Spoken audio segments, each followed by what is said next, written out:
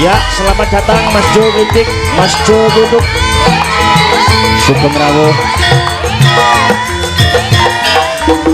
Ya, Mas Jo.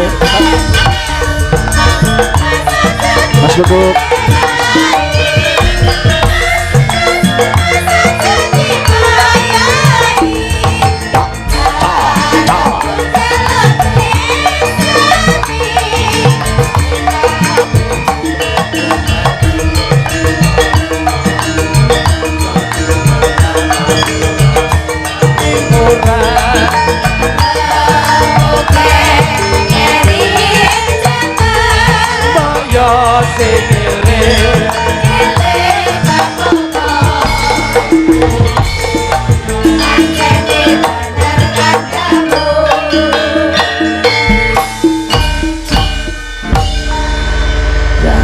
Alhamdulillah, wilujeng rawuh Mas Jo, Mas Jo Kluduk.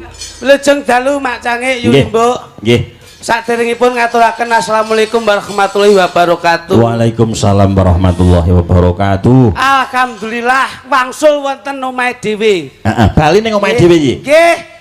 Mpun enten pinten-pinten taun mboten nate sowan Kyai Ponorogo. Ngaten. Jer dalu menika pikantuk mandat amanah saking keluarga besar PT Wiratama Putra Manunggal. Putra Manunggal dalu menika kula saged sowan Kyai Ponorogo sedayanipun. Alhamdulillah. Kanthi pinanggih dalu menika mugi-mugi sedaya warga ingkang dalu menika ngestreni anggenipun leh kagungan kersa mugi-mugi cinatet amal jariyahipun pikantuk ridho lan hidayah saking Gusti Allah Subhanahu wa taala. Amin. Insyaallah kabagyan kamulyan katentreman mayungi sedayanipun Kyai Ponorogo. Amin Allahumma amin. Yoh ya Allah Mas, Mas. Piye? Nderek marem kula. Heeh to. Jer napa menika duwe acara kaya ngeten iki nek didadekke dhuwit numpun enten sapi pinten cobi. Lah iya. Ning niki ora sombong, ora pamer. Ning tujuanipun namung sedekah, Mas. Heeh. Mujudke syukur, mula dalu menika dipun jangkepi kula panjenengan Yukatin Mbak Elisa suwan piyai ngriki niku ming pengen nyenengke piyai sedayanipun. Dadi sedekah dana rasa. Nggih, wong ki tinimbang nyenengke kanggo dhuwit, ngeten iki rata ming kanggo tontonan. Dadi wong sing seneng nyenengake wong liyan insyaallah besok tundane bakal disenengke karo Gusti Allah. Mesti. Niki lho Mas. Jenenge sedekah dana rasa kuwi nyenengke wong. Saestu. Sapa sing nyenengke wong mesti disenengke genten. Alhamdulillah. Ha iki to, kula Pak Haji Asno menika sak keluarga nyuwun pangapunten. Gumun kula jan ora umum. Wong sugih ora malih. Diarani penak ya ora ndangak. Diarani sugih bondo ya ora kersa pamer dodo. Niki sing diarani wong sing sak sok ora gegem tangan ning begar astane Mas. Lho ngeten niki nyoh sak sok. Sedekahe gedhe, dana rasane ampuh. Leres-leres. Jare penonton kaya ngeten kathahipun cobi. Dongane kaya ngapa coba? Kabeh ki ndongakne Pak Kasno karo Pak Wito Wiratama. Astu niki cara kula dadi Pak Asno nggih. Ben syukure saya barokah saya akeh. Wong Jo kelir ki nek nata ya suwi. Debok ki digawe seminggu ya ora basa. Terus yo ngene iki wayangan kok seminggu pindho. Ngono. Dadi ben barokah saya akeh to Mas. Enteng ae Wiratama. Enteng Wiratama padakne apa? Padake apa? Lho kepiye to jenengan ki? Lah iya. Lah ngeten iki pangapunten lho. Kula Mas kula iki kok meneng bae iki kepiye to ki? Lah rene kok ming sendakep tok iki kepiye? Jadel. Nek sampean ki ora omong, aku malah seneng kok. Nek ngene iki Mas Gurit ngasta kok yogane meneng ra nabuh. Mas Gurit seneng. Blonjone kelongi.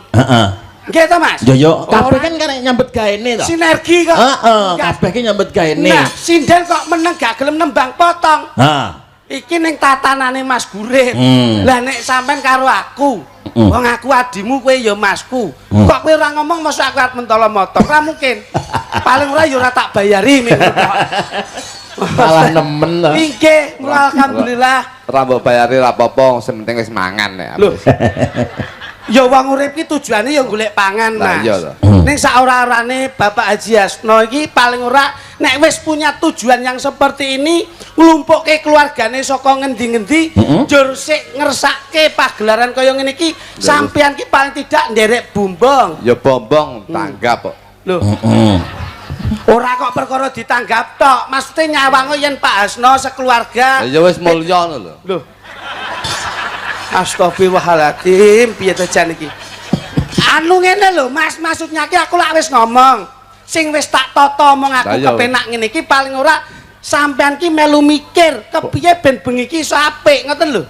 Terus ben dipikir karo Pak Asno, aku melu mikir nyapo ya. Lho. Iki sing diomongke iki kepiye to, Mas? Maksudnya ki keringetmu disuwun Pak Haji Asno. Aja aku rong dina 200 kecut aku. Anu Mas, kula jane ya omong jane. Ah ketoke dulur nek dijak omong mboten chemistry blas kok Mas. Ini yang lenggah ini dari jajaran kepemerintahan ya ada. Masyarakat umum ada majemuk Mas. Jadi paling tidak itu bisa mensetarakan bagaimana secara komunikasi orientasi bahasa itu melihat internalnya keluarga besar Wiratama itu bagaimana ngono lho. Ya wis jos lho, bisa ya sokeh lho. Bisa oke anyar-anyar. Ya ngerti bisa oke. Maksudnya ki kowe ditanggap rene nggawa apa? Rene iki golek apa kok nggawa apa? Aduh bocah celelekan iki piye ta? Kok kene iki ra ndek apa-apa kok nggawa apa ndasmu ya. Ngeten lho Mas. Tahu aja ngene, aku tau ngene keturun nek ngenane kok. Yang lenggani sinten? Pak Gurit. Lah iya to. Lat ngasto dadi dalang. Iya lho, mosok ngene pemadam kebakaran. Aku ki nek omong ki karo panjenengan sekeca lho Mas. Menungso kuwi adining diri saka lati. Mulutmu harimaumu, ucapamu adalah doamu. Wong wis diawehi saranduning badan kuwi wis gampangane iso diwaca, gitu Mas. Nek kowe iki ngomong kaya ngene iki berarti lambemu ora iso dicekel. Ngoten ta Mas? Kulit. Diwenehi mata ki ngemot barang sing nyata, kuwi gawane saranduning badan. Mata ki kanggo nyawang. Sing ngomong sapa mata bur ya nggo ngebur ya. Kok mata bur? Iki ki aku ngomong kol anu lho, rada nuweki sithik lho. Aku tahu ketuweken malah sedina tiba ping 4 ning jeding. Maksudnya ki ngene lho Mas. Nun sewu lho. Apa? Kuping ki kanggo ngrungokke nggo pangandikan ngeten iki to Mas. Kuping. Kuping ki nggih ngrungokke mula nek tajak omong ben iso penak. Sing ngomong sapa? Kuping wajane nggo centelan ya. Sirahmu jane isine apa to? Isine apa njajal tak tekoki. Lah lek pengen ro ya beleken ta. Lho. Wong ya Mas Gurit ki karepe ngrangkul sampean rene iki. Apa gendakane dirangkul iki? Anu Mas jenenge ora nang sing pan iki. Kula susah nek omong kalih niki susah. Sampeyan ki nek Ponorogo hati-hati lho. Kene iki paling ora ki nggon gudange budaya wong minded wayang ki kathah banget. Rasah mbok omong nirna-rena aku lek ning Ponorogo ki mesti ngati-ngati. Lah nggih. Apa meneh ning daleme Pak Asno, kalih Pak Wito sing duwe bis Wiratama. Ya. Iki nun saya lho, kowe iki jane iki mek ning kene iki yo kadang-kadang gumun kadang-kadang ora. Lho kenapa? Lek Pak Wito karo Pak Asno nun saya ya. Aku begitu ndelok apa armadane bis iki nun saya. Niki ketoke kok kaduan kalih bis kula niki. Loh. Rupamu ya gemuk ngono kok iso. Lah wong Pak Haji Asno iki mau tak hitung ning kono 3 ning kono 8 paling ndak sing mlaku paling ndak ya 6. Iya total pol 20 Pak. Kula ndek ngibar tuku bis niki kira-kira 39. Wah, tenane. Saestu Pak. 39 bis. 39 bis sing 4 dienggo jumbleng, sing 2 dienggo sapi tank. Niku iso. Wih jenenge bis kamar mandi wah iki jan. Tapi lah ya bis. Oh iso jumbleng barang. Iki lho. Tapi lah jenenge lah bis. Kowe tau temen kowe tuku kol lanek ngono kuwi. Ya namanya ki dijelaskan dulu untuk pelengkap rumahmu. Ngono lho. Wah, marai AQ-mu, EQ-mu, SQ-mu susah kok. Iki dalang ki paling ndak berpendidikan lho. Ora. Iki ngerti, kahanane ngerti ngono. Ya, ya, iki ngresmekne POM, Pak Tama iki. Endi pome? Kuwi to POM kuwi to, Pak Tama. Kok ngresmekne POM matamu iki? Wong iki syukuran kok ngresmekne POM. Syukuran Pak Gurit. Heeh, tasakuran. Tasakuran ing dalu menika saya yakin bahwasanya warga masyarakat ing sedayanipun ing dalu menika niki bakal pinaringan berkah barokah saking Gusti Allah Subhanahu wa taala. Amin. Ngono lho. Heeh, ya ngono. Jane ya iso omong lho, lambemu ki nyapa ora ndang ngomong. Lho, aku jenenge wong Jawa kudu njawani lho Mas. Kowe kok lek ngomong sik nercel karo Mas Gurit aku nyelani kok dikira kurang sopan. Etika budaya harus dipakai. Apa iya? Do nyepelekne kowe. Iya. Panganane peyek urang kok iso-iso. Kok iso omong lagi mak peyek urang lho, lagi iso bener. Peyek urang lagi tuman iki peyek apa jenenge penduduk transmigrasi karek payek tok. Arek tepung tok to. Kowe ra ngisi Pak Hasno ki piyaine blopo lho. Oh, piye to? Ya ya kenyih. Awakmu Suran Pak Gurit. Heeh, suran. Mugi-mugi sedaya nyapa to suran ing dalu menika syukuran inggih Pak Tama kalih Pak Asno. Niki kok nanggap wayang. Niki jarujen kok Pak Tama ki sapa ki? Pak Wito, Wiratama. Pak Wito kok Pak Tama. Pak Tama sing lingguhe jejer kalih Pak Wito. Niki ngeten. Wiratama ki CP-nya, PT-nya ngono lho. Nggih ngeten lho Pak. Dadi ngujuke syukur marang Gusti Kang Murbeng Dumati nimbalin jenengan paling panglipur gelar budaya. Wayang Pak Gurit. Napa mlen iki ulane ulan sura Mas? Sing darani ulan sura menika sura ki surasaning rasa, surasaning raga. Wah, ya ampun. Keiklasane Pak Wito kalih Pak Asno iki paribasane ikhlase kaya raga Mas. Kok saged? Contone apa kuwi? Tak dodhe kowe. Iya no, kudu mbok jlentehke no. Ora nutut kowe iki. Lho. Ora keduren lho, lambemu kok iso. Ngelmu tuwa to iki? Ikhlase menungso antarane Pak Asno kalih Pak Wito niku kaya raga. Ibarate nun sewu. Menungso iku kudu ikhlas nyontok kaya raga. Sikil ki nyangga awak pirang-pirangane taun ya ora tau sambat. Ya ora, apik iki. Padahal mung mlaku ngiwonengen. Sok kala lenek telek ya dinggati. Iki ben raga niki ben ora mampu. Keiklasane sikil kaya ngono kuwi. Bate panganane payek urang mikir telek ya cetha. Ya ampun, ya ampun. Iya lho. Sirah mung sakmene gedine, mikir samubarange nyambut gawe ben piyampe iso mangane kabeh raga sakmene gedine. Ya ora tau sambat. Dicuplek saka apa kuwi? Dicuplek nun sewu. Yen diitung raga, ikhlase raga ki dicontoki raga, Pak. Ibarate ana kata-kata ngeten iki. Iso nyawang ora iso njupuk, iso njupuk ora iso mangan ora iso ngrasakne, iso ngrasakne ora iso wareg ora iso ngetokne. Niki lho Mas, ilmu Jawa Mas Gurit. Heeh. Ngelmune tuwe iki, nutuk iki. Niki ilmu Jawa Mas Gurit. Iya rasah nangis to. Kowe iki ngandani ngono kaya nangis ki nggo ngopo? Saking seriuse. Wis keten iki nroso. Iya rasah nangis. Ikhlase raga ki kudu ditata. Iya. Kaya ikhlase payek mek sitok urange ngono. Iya. Kudu dinteni. Iya bener. Iya. Payek menika. Kok iso payek lho? Iki ikhlase raga. Raga niki Mas Gurit. Iso nyawang ora iso njupuk ora iso mangan ora iso ngrasakne ora iso wareg ora iso ketokne. Jlentrehno Mas. Iso nyawang ora iso njupuk, kuwi mripat Mas. Ngerti panganane ngarep, kuwi iso nyawang tok panganan kuwi, ning ora iso njupuk. Sebab ora duwe tangan. Sing njupuk sapa? Tangan ikhlas mung mripat ki mung nyawang tok. Tangan ki ya ikhlas mung njupuk tok, sing mangan sapa? Lambe. Lambe ki iso mangan ning ora iso ngrasakne, sing ngrasakne sapa? Ilat Ikhlas lho Mas kabeh ki. Mata tangan lambe ikhlas. Kuwi lho Mas, ngono Mas, ngono kuwi. Ilat ki iso ngrasakne ora iso wareg Mas. Sing wareg sapa? Weteng Mas Gurit. Weteng wareg ora iso ngetokne, sing ketokne sapa? Iya, teh. Ayo. Anu Mas. Ayo. Iya bener. Umpama nun sewu lho ki, wadidang. Iya wadidang. Wadidange apa? Silit. Dadak genah nih. Apa brutu ngono ayo. Brutu. Umpama brutu niki ora trima ora ikhlas, pindah ning bathuk ndahnya kaya ngopo kowe. Ayo, kabeh iki sinergi kaya. Keikhlasan Pak Wito kalih Pak Asno niki paribasane kaya raga sing ikhlas nyangga awake dhewe. Alhamdulillah. Lho ngoten lho Mas. Jenengan niki nun sewu, yen awake dhewe niku tak katuk-gatuk Mas. Nggih. Nyapa sebabe kok ning sebelah kono kok enek bis. Niki nduduhne menungso kang urip ning alam donya sakabehing tumindak kudu diawali kanthi waosan bismillah.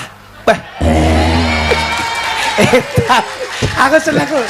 Kowe kok nek ketok sasi suro iki marai. Aku wani nambahi 750 bengi iki. Wis, apik lan iki. Aku ora ngerti kok. Iki ngelmu anyar iki. Kepinteranku tidak bisa diukur secara materi, Mas. Oh, berarti real ikhlas ya? Ikhlas. Lah iki mau dhuwit 750 mbok bandingne karo ilmuku, Mas. Pedhek, Mas. Dadi gunane bis kae nyapa kok ngelingke menungso kang urip nang alam donya apa tumindak apa wae baik kuwi ning sawah baik kuwi ning kantor baik kuwi ning nggone tangga teparo kowe maoso bismillahirrahmanirrahim ben lancar samubarange ben lancar urusane punya lidah yang basah buat baca Al-Fatihah sekali melangkah insyaallah oleh barokah. Iya ngoten lho Mas Gurit. Mas Gurit. Mas Gurit. Jenengan Jenengan ampun. Iya iya. Niki yen kula tingali Mas Gurit. Heeh. Niki lek ilmu Jawa, niki lek ilmu secara medsos, media sosial. Media sosial ya. Niki kula tingali jenengan niku kodam niku kodam. Lah, teko kodam barang iki kok. Jenengan niku kodame rasa adoh-adoh. Jenengan niku kodame lho sing nemplek teng kelir niki lho, Pak. Apa kuwi? Tawon. Weh. Apa kuwi? Tawon iki. Tawon kuwi mung cilik tapi lek dientuk rasane gregesi, Mas. Loh. Berarti jenengan niku paribasane senajan tembung mayang iso dinikmati warga masyarakat sak minimban. Alhamdulillah. Alhamdulillah. Betul Mas Gurit. Kaya tawon kuwi ya. Nggih Mas Gurit. Kalau Pak Hasno, Pak Haji, Pak Haji menika paribasane kodam. Pak Haji menika nun sewu Pak Haji nggih. Kodame mahkota apa kuwi? Aja angel-angel lho. Heeh. entung.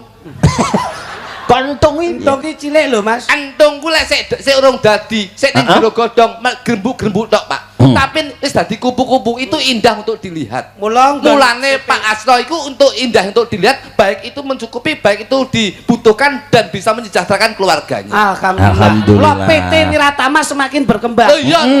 Kuwi kodame entung. Apik. Lho lho. Ngono iki, kodam iki. Pak Wito. Pak Wito kae kodame walang sangit. Kok walang sangit iki Ora piye? padha to, Mas? Walang sangit kae urung didemok urung mambu, Mas. Ning lek wis didemok mambune mak breng kok ngendi-ngendi. Dadi Pak Asno klek urung kenal. Pak Wito. Kuwi yen urung kenal kuwi ora ngerti karakternya bagaimana. Tapi lek wis kenal insyaallah beliaunya sudah tahu, masyarakat wis ngerti lek Pak Asno ki srawunge apik. Grapyak semangat ora celutak. Kok apa kuwi? Sing terakhir nek celutake barang grapyak semangat tur ora celutak. Tegese ora mentalan. Ora mentalan. Kuwi kodame walang sangit. Apik. Lah nek loro ki? Kuwi kodame ndi ya, So? Iki Tatin karo Elisa ki kodame apa ki? Ulo kadut. Gak matuk aku nek. Ulo kadut ke telusar-telusur, Pak. Tapi diarani mulane seni mati sing kaya mangkono kuwi saka Jogja teko rene telusar-telusur golek pangupaya jiwa dienggo ngurupi keluarga. Alhamdulillah. Intine bengi iki lho, sibaku Pak Asno kalian Pak Wito sedekah nyukuri nikmat. Nah, ngentekke ragat ben ra kena laknat insyaallah selamat dunia akhirat. Amin Allahumma amin. Ya. Kali biak-biak ki, Mas. Heeh, biak-biak kene. Ditanjake kadang-kadang seniwati bintang tamu kita. Ki sik, Pak. Iki kodame nyambik kita iki. Bocah ki ra nyambik ki lek wis wareg turu. Lah kuwi rupane kaya nyambik ta kok. Ramene kaya ngene lho, ora nglilir aja. Boyo dadi rondap apa piye ngono. Bajul Sengara ku ya kuwi. Domongi. Copi, nyun larasipun, Pak. Kali gayeng-gayengan, Pak. Oke, ya. Menika nderek panjenengan ingkang dipun dawuhi sinten? Heeh. Dulur wedok sing sanga Madiun dhisik. Oh, ngoten. Heeh, Uun. Ayo. Nih, selepake mentaraman, yuk. Kene, Nduk. Kene, Mbak Uun kene, yuk.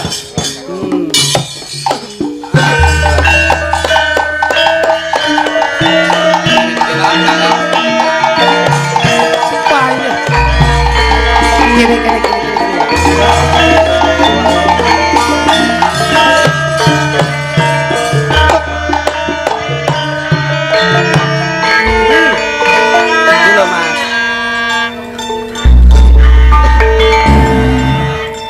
Piye Mas? Apik Un. Apa sing apik? Sampeyan nyawang apa? Rupamu apik ayu. Ya aja rupa. Wong wedok ki didandani, dipaesiki supaya nggih nyenengke wong lanang. Ngono. Iya. Ambok bojomu kae didandani. Aku lek roh kowe ngene kudu tak pateni bojoku aku.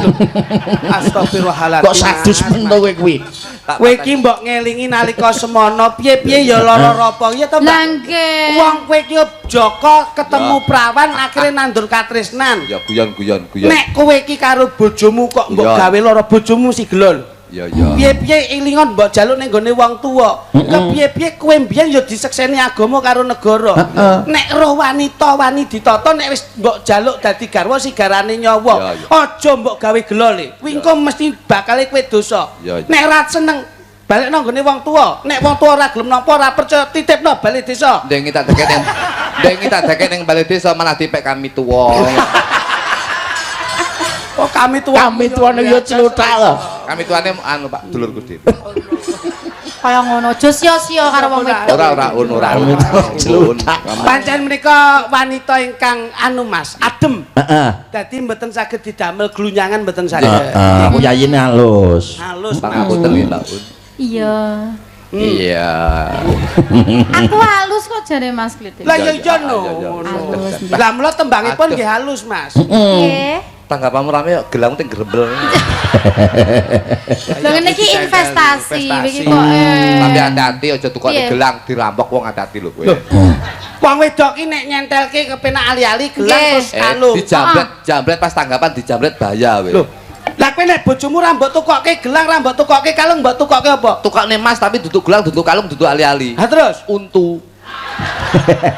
untu emas ki terus piye Ya untuk kok emas. Kowe tau tuman nek kriminal enek rampok ngowok-ngowok cangkem gak tau tumbang kowe. Aman. Ya sak aman-amano nek ngene iki sinden deloken nyekel mik rimpyong ketok. Garwane Pak Haji Asno mau deloken rawuh jam pinten Mas Jo Klitik. Rawuh jam pinten kalunge grumbyang. Ora sekolahe ngene. Ngene suwene gede lho penak. Cara ndudohke iki penak. Lah nek untu. lho paham bucuki ben isuke pamer untu Mas, kuwi ning ngarep lawang Mas. Anggere tanggo liwat ning ndi yu. Saiki untune pucet kok Mariana. Mbok PP terus kok iso. Ayo, Mbak. Bapakipun apa, Gus? Ya. Derek panjenengan. Pripun Bu Limbo? Nggih. Cangik. Dangu mboten panggih nggih. Alhamdulillah, Mbak Uun sehat alhamdulillah. Alhamdulillah. Nggih. Saged sowan wonten mriki nggih. Iya, Mas. Bisa silaturahim. Hah?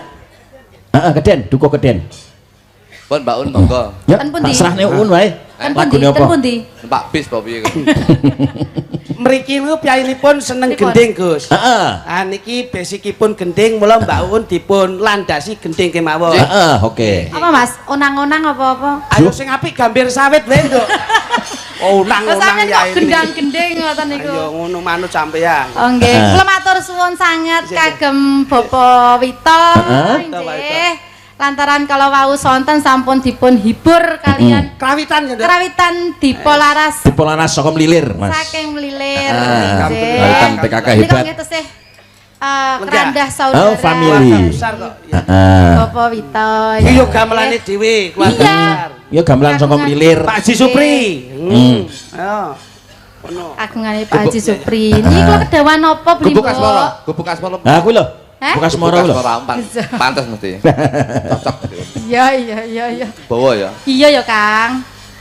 Oh alah Un. Ginyo. Mana ayu mentuk. Ya, anjake ya. Ayo Mbak Un. Nyingkar nyingkur.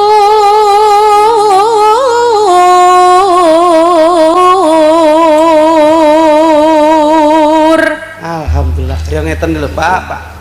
Senenge jan kabeh entuk rejeki niki. Heeh. Bakul ya entuk rejeki. Bakul entuk rejeki. Kanca rejeki, kanca YouTuber ya tukang masak lho entuk rejeki. Entuk rezeki. Sesuk baratang bayarane. Mesti Ngono, makane aku mau liwat pawon bayuh sing masak, Pak. nyapa? Remason tok. Kok iso remason iki? Kasus Tombo kesel. sepuh kok makane. Ya. Wiwitane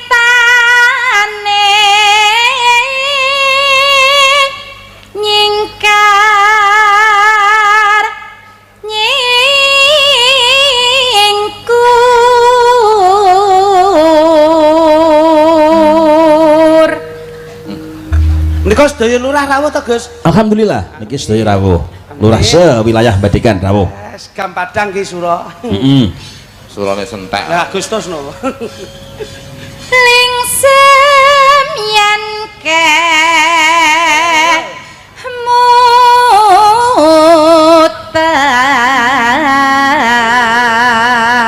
mutan lelampahan kang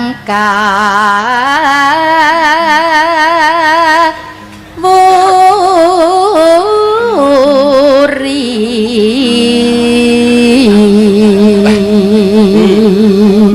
Dadi ya pancen sinden ki wendonane dhewe-dhewe. Heeh, duwe ciri khas dhewe-dhewe.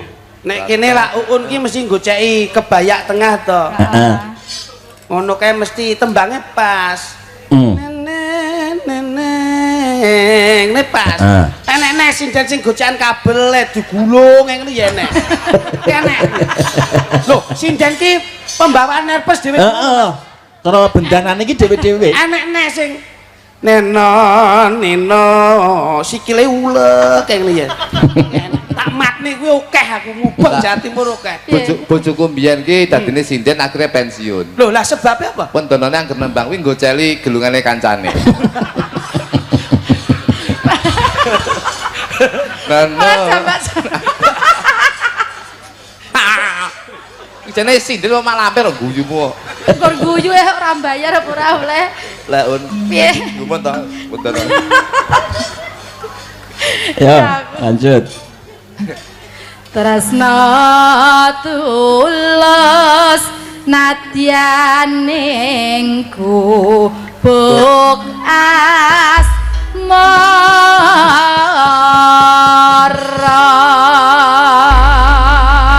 Tandanya. Kerap campur sari Gema Mustika dan New Majalah Rasya. Yuk, dados.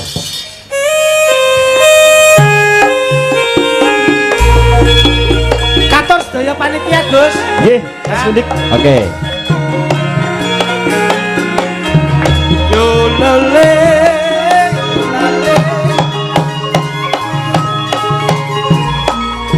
Out.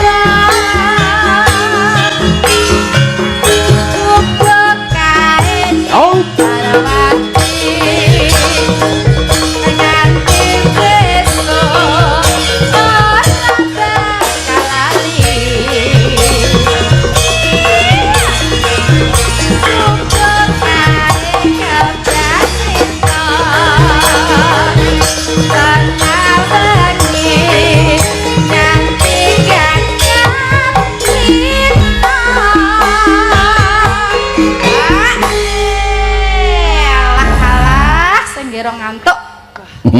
Lah malah nyawang. Iki sangke terkesima iki yo ngene iki. Malah terkesima apa gak? Lho, menikmati Oh, dalam gak. Lah apa? Ngene tok terkesima ngene merem ngono. Kuwi wendonone merem. Oh, bener. Kodame apa Kak? Kodame. Penggawe pendono barang. Ya, lanjut.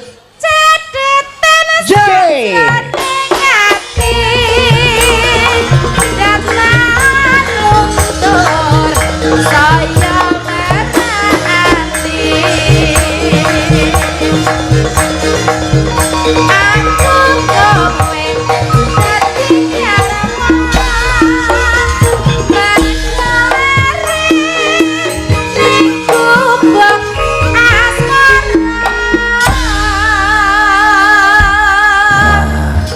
Ya, wis ngono. Sampun, terima kasih. Matur suwun, Mbak Un. Makasih. Wah, elak loh. Nah, suarane utuh. Iki, Toh, Pak. Pak. Saestu. Begini ki untuk dengi ketemu rada kerwak deh wingi. Suara. Oh, ya, pelem. Apa kok iso? Mas Kliting, Mas Dodot. Jawab, Gus. Ora komplit yen ora sing kagungan bis ora tampil ke depan. Pak Haji Asno. Pak Wito Wiratama. Pak Wito Wiratama. Oke, siap. Ini, ya, seropoke Mataraman. Beliau Mas Wito. berkenan penggalih diatur Nah, ya. jeneng nggih. Siap. Monggo, Mas Wito. Yen berkaipun. Dampingi Mbak Elisa.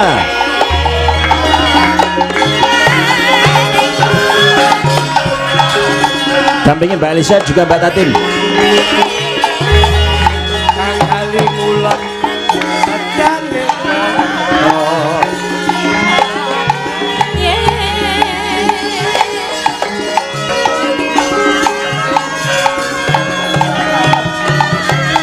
Monggo Mas Wito.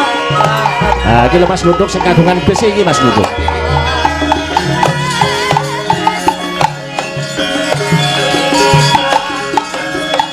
Monggo. Jan iya sembrono.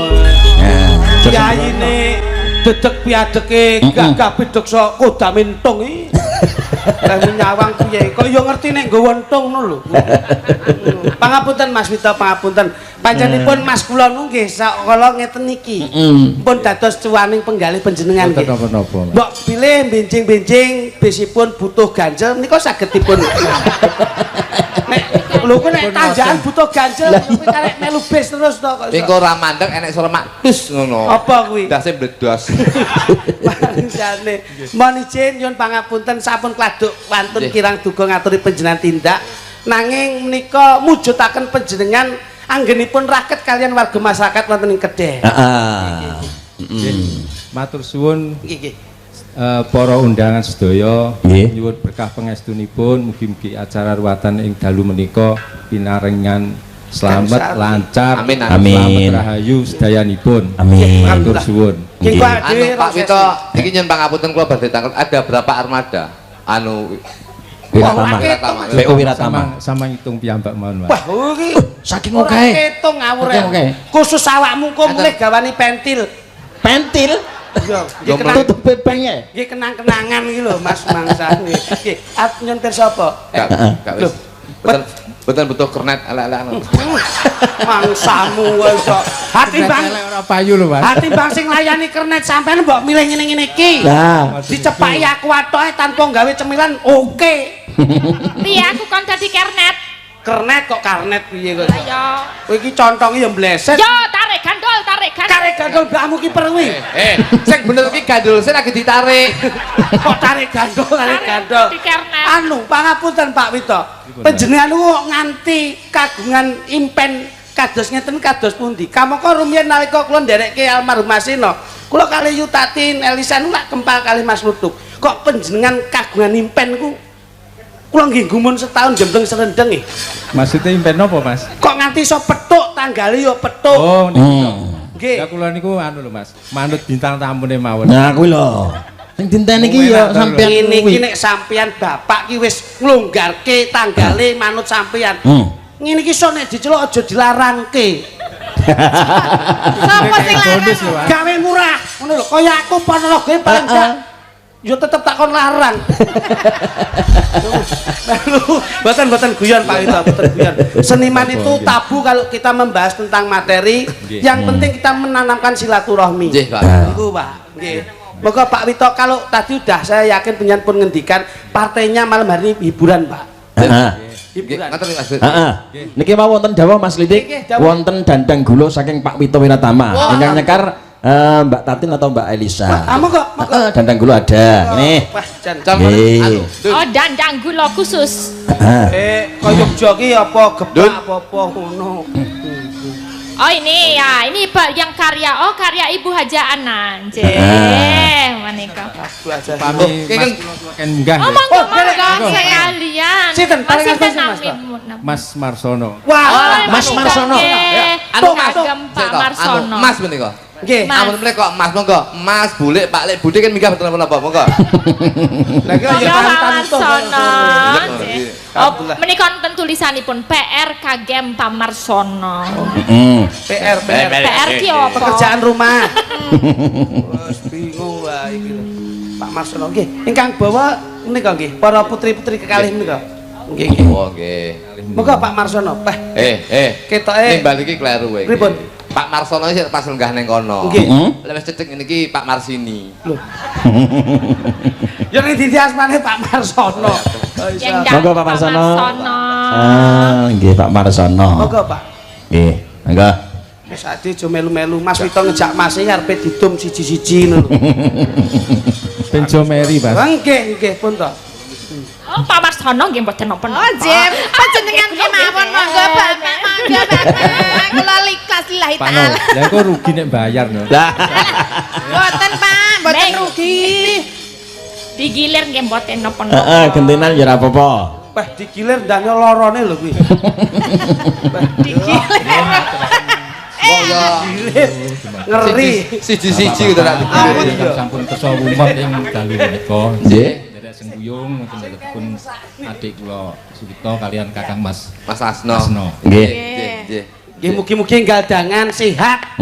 Terus wingi uni. Oke, amin. Ya, tanjake monggo Bapak Marsono. Puji syukur. Pelok napa slendro Bapak? Pelok.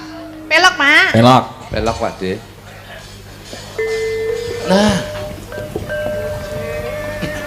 Puji syukur. Nah, Konjo mring ilahi ingkang sampun paring rahmat lan kamulyan. Ya ta, domongi bingung ae to domong. nyapa? Pendonone iki dhewe-dhewe.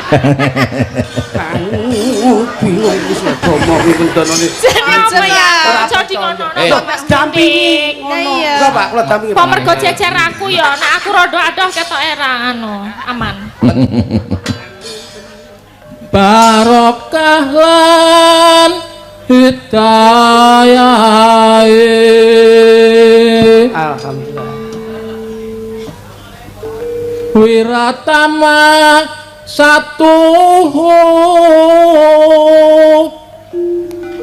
tasakuran ing dalu niki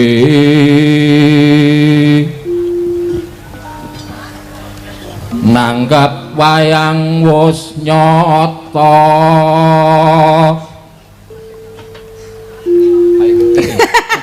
Pripun ta, Pak? Panjenengan suanteme saestu lho, Aja mau Bapak. jejeri grogi ngali yo. Kalian itu bener Mas kritik aja ya di situ. Kalau sama cewek nanti dredek. Yo, ini iki lho. Angger kok dalang sik urung tau ruwatan ngene iki. Anggayo rahayu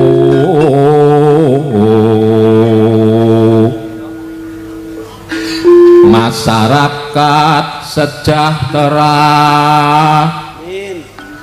Wiratama putra manunggal murah rejeki.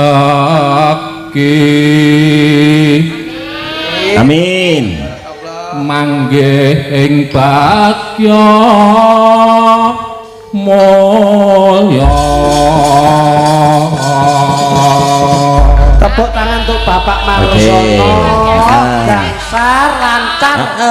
Oh, niki mboten sadiasta wong ya ora kangge apa-apa kok ya. Dandang gula Nyandra PO Wiratama. Menika bencing-bencing pun dibucal Mas Gure. Heeh.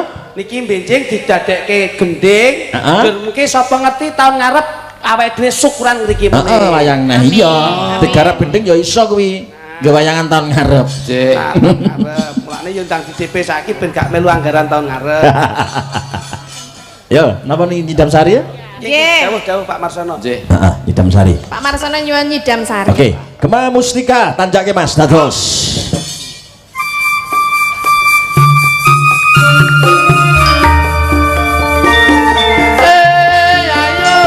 Katur Bapak Haji Asno sekeluarga dan juga karyawan sedayanipun.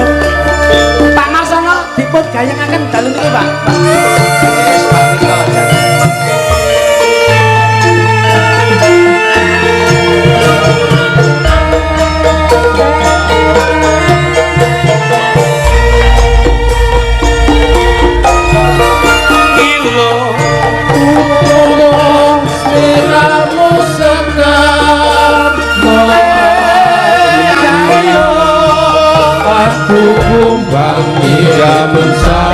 Esok mangan tempe aku sesuk mulai dhewe umpama sliramu mati wong manis aku kang bakal liwati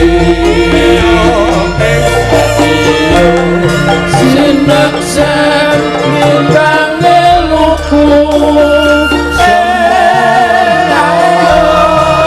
janji prasetya lagu saya tunggu sangkuman deleng netra linoso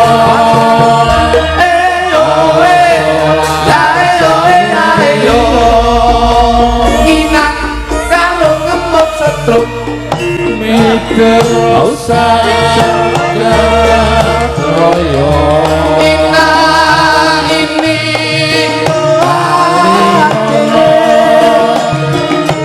bukit lan samudra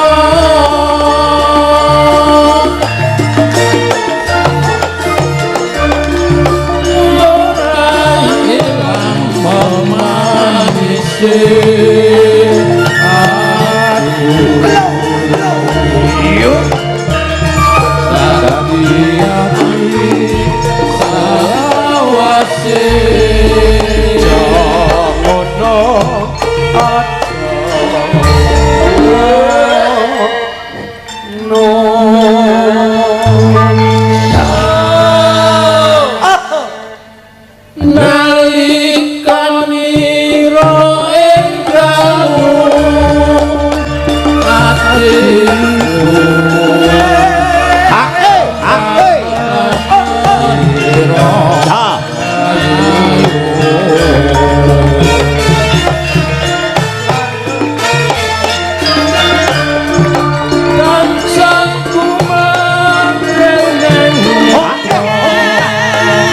Oke Mas.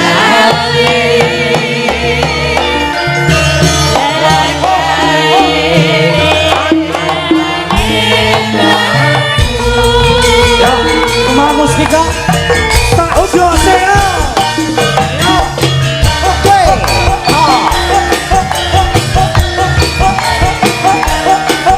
Mantap Pak Marsono. Contoh Pak.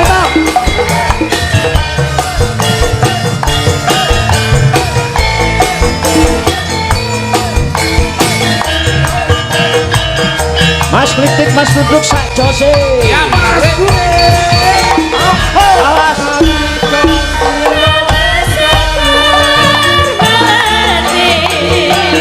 Aku kumbang hitam sari.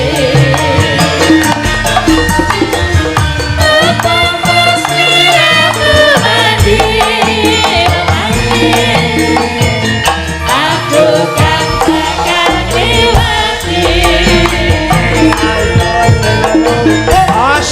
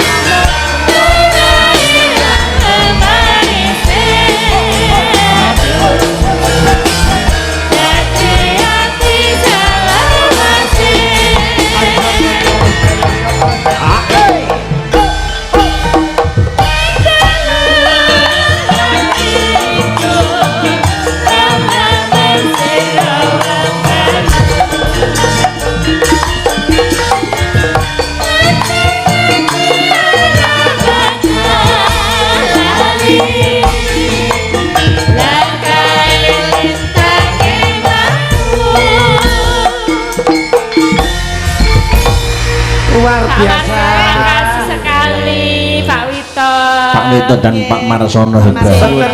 Nyono mboten ngira minded teng budaya saestu, Pak. Alhamdulillah. Pak Marsono sembah nuwun, Pak Wito sembah nuwun. Mugi-mugi tetembangan ingkang panjenengan tembangaken nika saged to ndadosaken jaminipun sayah keluarga ageng wonten Wiratama. Amin. Bantuan nggih, Pak Wito. Pak Marsono. Mbak Ble badhe mbok mboten napa-napa. Pak Wito bose niku. Oke, monggo Pak Wito. Nyanyi Pak Wito bisa nyanyi kok dangdut. Pripun? Kangen ning ati. Kangen ning ati. Pokoknya menika khusus kagem jenengan menika mangke ngantos jam 3, Pak. Suwe men. Mas Gure sidoran nutuk to kok. Ruwatane mbok kon subuh ngono kok. Kangen ati. Nggih, siap. Pripun? Oh, mboten sios kangen ning ati, imbang ana katresnanku. Oh, imbang ana katresnanku. Pun samar Pak Wito tetep diimbangi mangke. Dereng imbang, oh nggih. Mengke kula imbangke, Pak. Lah iku lho. Ya, Pak. Wis laris. Yo, imbang ana katresnanku. Ya, Mas. Ma Mustika.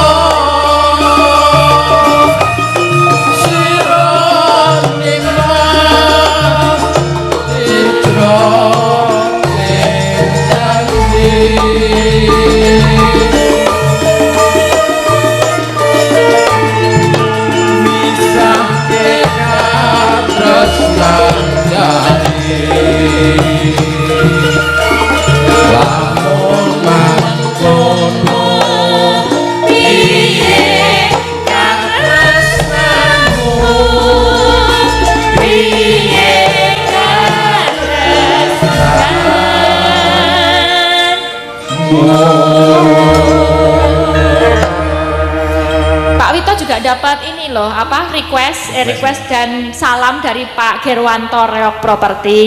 Oh, dari Reok Properti. Menikah Pak titip Wito. salam. Oke, nanti minta lembah mana. Ya, lanjut. Mongkoni mas katresnaku bebasane lagi sotiluku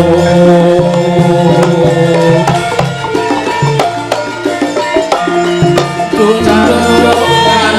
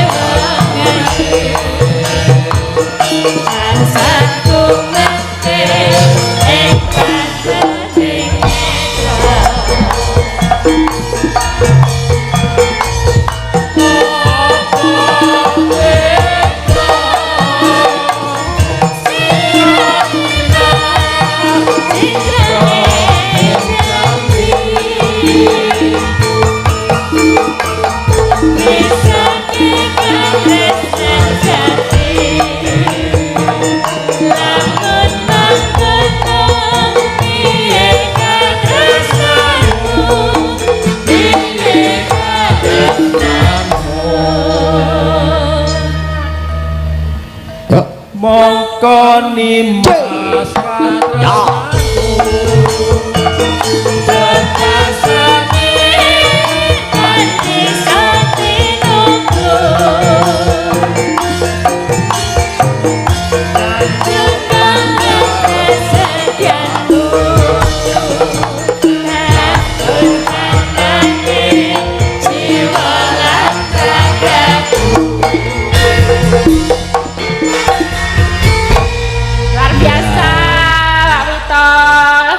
panjenengan swanten nggih sae sanget. Nggih Pak Marsono juga. Nggih matur suwun sanget. Makasih sehat selalu. Pak Marsono sembah nuwun. Nggih, mugi tetep sehat Pak Marsono. Alhamdulillah. Sajae Pak Wito kali Pak Marsono kon swantene sae sajae riyen tahun dari audisi bintang tempura ning tempura itu nangkamu bukan omong itu buat kepenak niki mumpung ngadeg Pak mumpung ngadeg lihat pisan mawon niki ada permintaan lagu dari pemuda parkir pemuda RT 7 RW 8 Duku Keden. Oke sedaya panitia nyuwun selintang biru Mas Didik.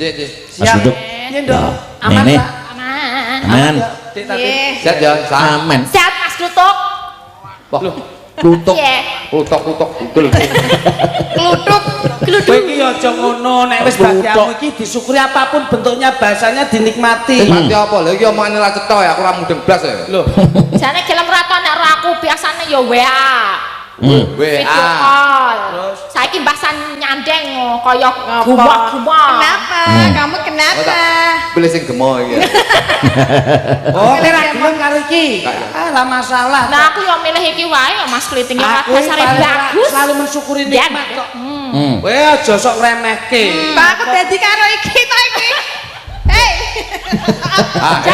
dewe Mas soi mbah nek iki cilik digedhekne penak nek kadung gegeden dicilikne angel loh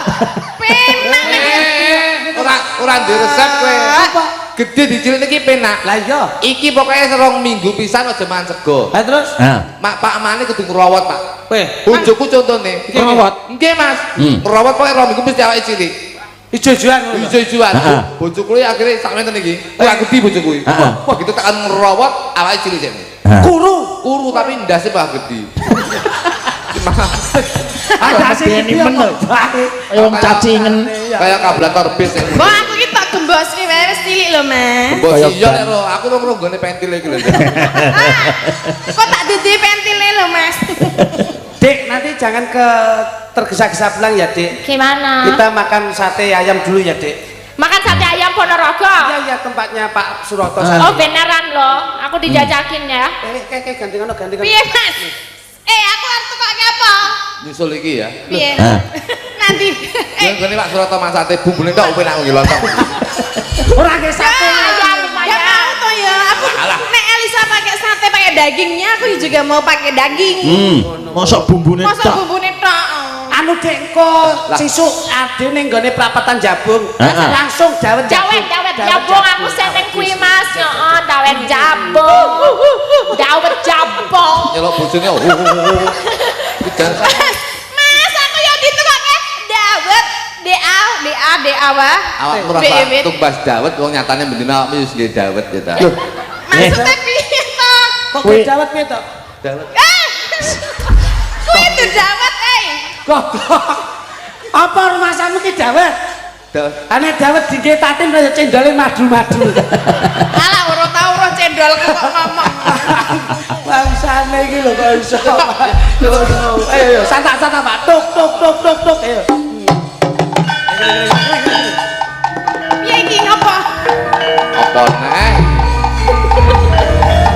iyo garwaku wae to kuyengan suwe ora ketemu marang kowe Cahayu Kanjeng Adipati Minajingga aduh garwaku wae to Kanjeng Adipati Minajingga iki puyengan Kanjeng iyalah kowe sing banget gak tresnani kali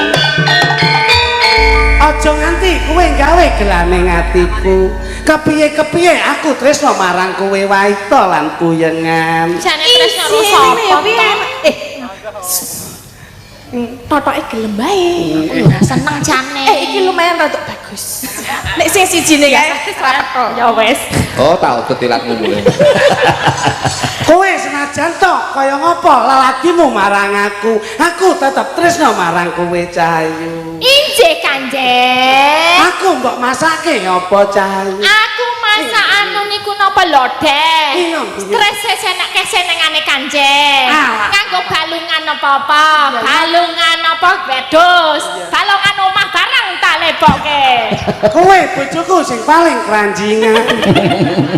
Aku wate minak jinggo kok mbok wehi belungan omah. Dayon. Nyapa. Adikku sing banget tak tresnani. Kowe coba rene ya cah bagus. Dayon. Sopo? Sampeyan kuwi lho. Jadi ram, bojak mau. Loh, takjak melu peran dadi abdiku. Kowe coba nyedek marang aku Yun. Kalau dijak Mas Budi. Heeh, nah ngono. Iki sapa? Sopo? Iki abdiku sing tak tresnani. Apa nika Dayon Kanjenge? Kowe abdiku nalika semono aku perang karo Kebo Marcuet. Iki tukang ngunduh lampir sing goleke legen. Mula tak jak mukti wibawa ana ing jenggala. Oh alah, mulane kok kentrose gedhi temen to iki. Mosok penak jenggot ning jenggolo nyapa lho. Endi? Lambangan. Kok iso teko jenggala? Iki minak jenggone nrulus. Mula garwaku wae to lan kuyengan aku ene ana lelipur Cahayu. Iyung, wah ketekur. Iki jane apa? Piye ta iki? Kamu ki jane minak jenggot bakul boro. Lho menak jenggot ki ya ngono kuwi kok iso.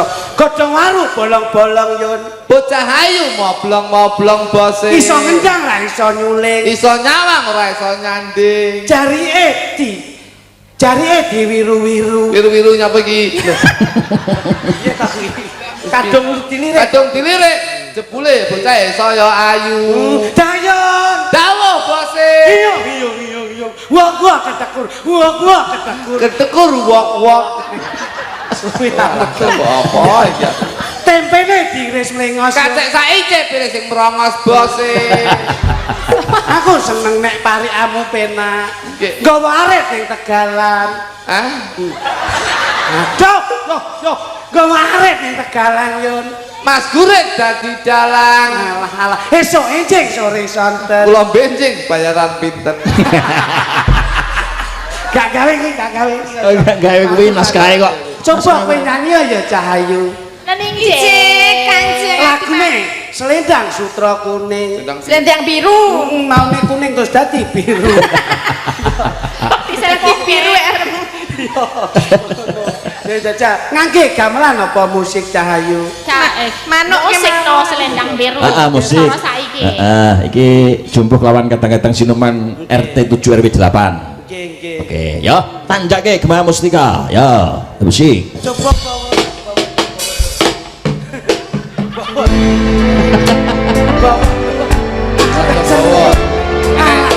Iya.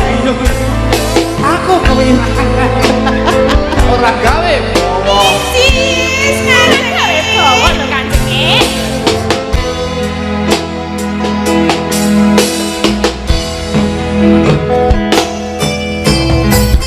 Kowe njaluk lebih mending aku sing wis mati rasa enggal ngomong Dibisung-sung iki kanca-kanca sopir Wiratama.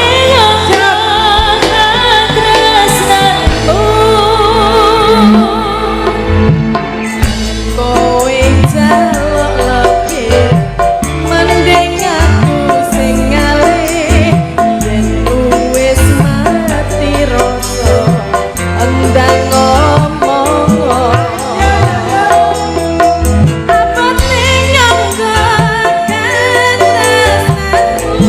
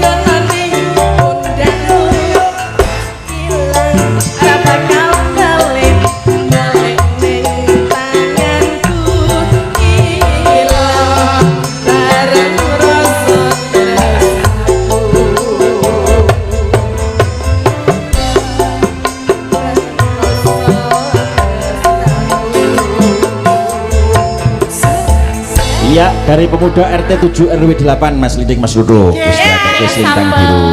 Kanjeng Dewaji, selendang biru cara sakniki kanjenge. Iya suaramu kepenak ana ing ati, Nduk. Mula saka kuwi ayo gendang bubuk bareng-bareng. Bubuk dijujuk bubuk to, Mbak Yu. Gelem po? Kowe sik sing tuwa kula peteki riyen nggih kanjenge, panjenengan kanjenge mboten capek. Yen aku mbok peteki mengko banjur aku keturun cahayu. Nggih mbok apa dipijeti ngaten pripun Kanjeng Dewaji? Mbak Yu kowe nggon tangane aku nggon sikile ya Mbak Yu. Ben ndak bobok Kanjenge. Lakone kok sing mbok terus. Tak kira wis bareng. Panjenengan sare mawon sare. Awakku kaya keju-keju mangkene cah. Penak banget iki jan iki. Iki dina blambangan ketekan musuh. Minak jinggo. Hei, minak jinggo. Belum. Hiyo. Hiyo, hiyo. Aduh.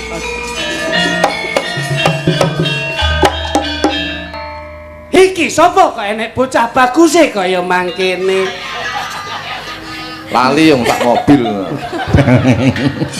Kowe saka ngendi cah bagus? Kowe mlebu wani ana ing Taman Kaputren. Kowe ana perlu apa kowe bocah bagus? Wah ketekur. Wah ketekur. Ketekur wah. Ayo. Kowe sapa cah bagus?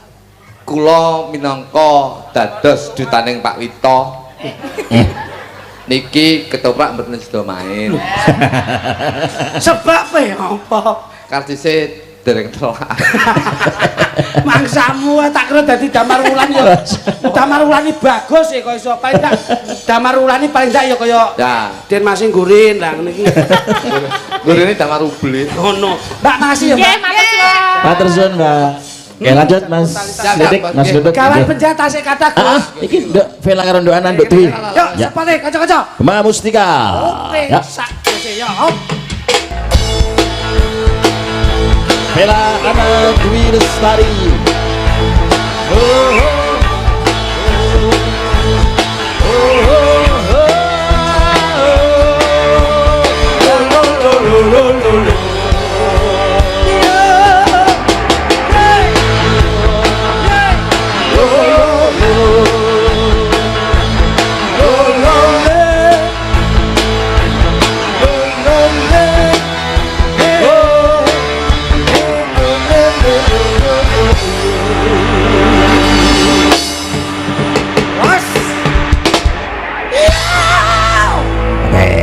anu komposisinya ditata sama tengah Duk.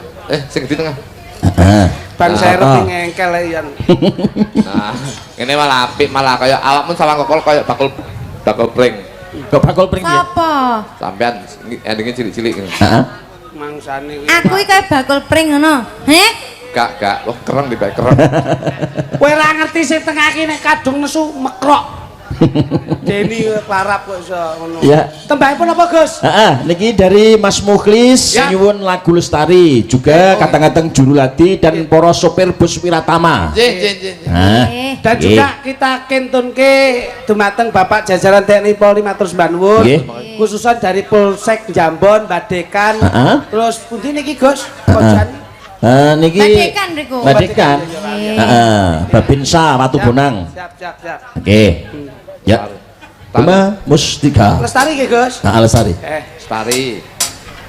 Tahu enggak Lestari? Enggak tahu. Aku. Dwi Lestari. Ya. Coba ki Deni Mas. Ada Mas Duret. Mas Titik Mas Kerupuk Sakjose.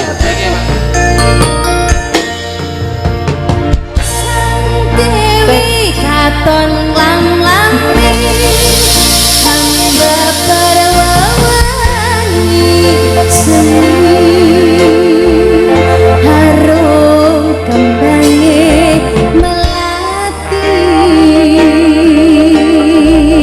dasar wulane deteri